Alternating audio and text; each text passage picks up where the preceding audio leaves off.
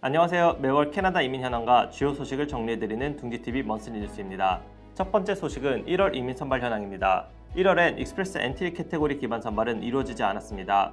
반면 일반 선발은 1월 10일, 23일, 31일 이렇게 세 차례 활발히 진행되었습니다. 또한 각 선발마다 점수는 546점, 543점, 541점으로 조금씩 낮아지는 추세를 기록했지만 이와 함께 초청된 인원은 1,510명, 1,040명, 730명으로 줄었습니다. BC PNP는 총 4번에 걸쳐 초청이 이루어졌습니다.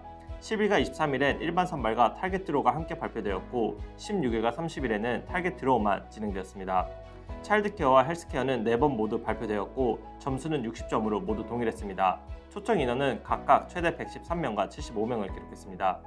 컨스트럭션은 75점을 동일하게 기록했으면 1월 초 74명을 기록한 후 다시 30명에서 20명대 선발을 이어가는 중에 있습니다.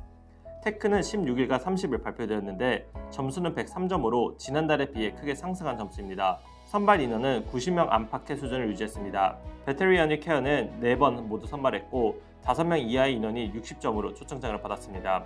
제너럴 드로우는 총 2회 발표되었고 점수는 더 상승해 이제 120점에 이른 상태입니다. 두 번째는 유학생 제도 긴급 조치 시행 안내입니다. 1월 22일 캐나다 이민국에서 유학생 제도 개선을 위한 임시 조치를 발표했습니다. 해당 조치는 캐나다 유학생 인원수 제한과 PGWP 제한, 배우자 워크퍼밋 발급 제한 등을 담고 있는데요. 자세한 내용 살펴보도록 하겠습니다. 첫째, 앞으로 2년간 유학생 허가 신청에 대한 수용 상한선을 정할 것입니다. 이로써 2024년 스터디 퍼밋 예상치는 전년도에 비해 35% 감소한 약 36만 건 정도로 예상되고 또한 지역 불균형을 해소하기 위해 개별 주 및 준주별 상한선을 설정할 것이라고 합니다. 하지만 현재 스터디 퍼밋을 소지하고 있거나 또는 갱신하는 경우 석사 및 박사학위 그리고 초등 및 중등 교육 유학생은 해당 조치에 영향을 받지 않습니다. 둘째, 각 주와 준주는 2024년 3월 31일까지 학생들에게 증명서를 발급하는 절차를 마련해야 합니다. 이민국은 각 주와 준주에 따른 유학생 상한선을 부여하고 각 지역은 지정된 학습기간에 유학생 할당량을 분배하게 됩니다. 그리고 이때 이민국에 제출되는 모든 스터디 퍼밋 신청서에는 주 또는 준주에서 발급한 증명서가 필요하게 되며 해당 조치는 2024년 1월 22일부터 시행되었습니다. 셋째, 일부 유학생의 PGWP 발급을 제한합니다. 2024년 9월 1일부터 커리큘럼 라이센싱 어레인지먼트 프로그램을 이용 중인 유학생은 PGWP를 받을 수 없게 됩니다. 해당 프로그램을 통해 최근 몇 년간 유학생 유치에 큰 성장세를 띠게 되었지만 공립대학에 비해 관리 감독이 미흡하고 워크퍼밋 자격 제공에 허점이 있다고 판단되어 발급 제한 정책을 시행하게 되었습니다.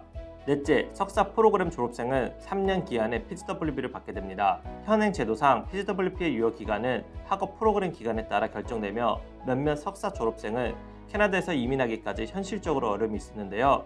이번 개정으로 재학 기간은 무관하게 3년 기한의 PGWP를 신청할 수 있게 되었습니다. 다섯째, 유학생의 배우자 오픈 워크퍼밋 발급 기준이 변경됩니다. 몇 전에 시행될 예정인 정책으로 앞으로 오픈 워크퍼밋은 석사 및 박사 과정 유학생의 배우자에게만 제공될 것입니다. 학부 및 대학 프로그램을 포함한 다른 수준의 학업에 있는 유학생의 배우자는 더 이상 오픈 워크퍼밋 신청 자격이 없습니다. 마지막은 PTE 시험 도입에 관한 소식입니다. 2024년 1월 30일부터 유학을 제외한 모든 캐나다 이민 관련 평가에 PTE 코어가 언어 테스트로 인정받게 됩니다.